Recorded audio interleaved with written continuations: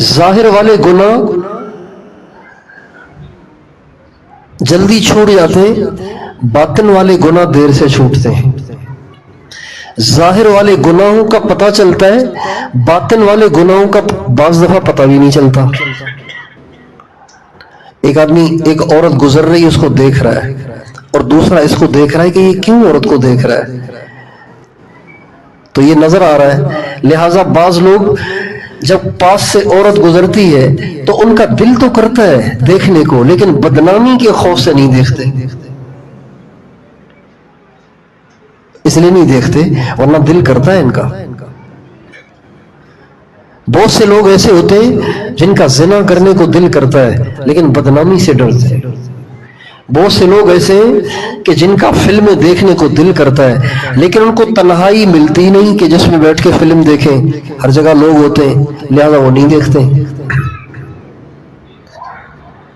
لیکن جو باطن کے گناہ ہیں وہ نظر ہی نہیں آتے، اس لیے انسان اس کی فکر بھی نہیں کرتا، اور وہ گندگیاں اور وہ پلیدیاں اور وہ برائیاں انسان اندر ہی میں لے کے مر جاتا ہے، اور وقد خاب من دساہا کا مصداق بن جاتا ہے اور جہنم کا ایندھن بن جاتا ہے۔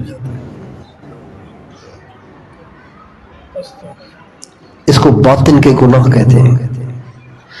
اللہ تعالیٰ قرآن پاک میں فرماتے ہیں وَذَرُوا ظَاهِرَ الْإِثْمِ وَبَاطِنَهُ، چھوڑ دو ظاہری گناہوں کو بھی اور باطنی گناہوں کو بھی، دونوں کو چھوڑ دو۔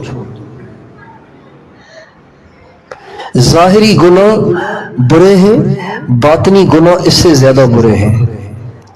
ظاہری گناہوں سے انسان توبہ کر لیتا ہے، باطنی گناہوں سے توبہ کی توفیق ہی نہیں ہوتی، اس لیے کہ وہ گناہ ہی نہیں سمجھتا ان کو۔